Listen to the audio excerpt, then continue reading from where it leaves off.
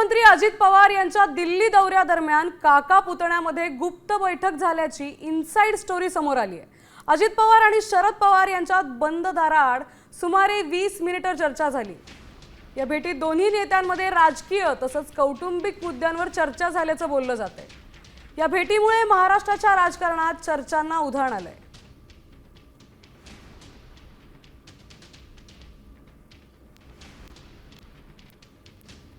मला माहित नाही ना, मी नव्हतो तिथं, त्यामुळे मी त्याच्यावर कसं भाष्य करणार। आणि वाढदिवसाचा जेवण असेल तर सगळे येऊ शकतात। आदरणीय पवार साहेबांच्या वाढदिवसाच्या निमित्ताने दिल्लीमध्ये स्नेहभोजन आयोजित करण्यात आलं होतं आणि त्या निमित्ताने आदरणीय अजितदादा यांना स्नेहभोजनाचंही आमंत्रण होतं। त्यानुसार ते आदरणीय पवार साहेबांना शुभेच्छा देण्यासाठी इतर सगळे खासदार जे आहेत किंवा जे इन्व्हिटीज होते त्यांच्यासोबत गेले होते।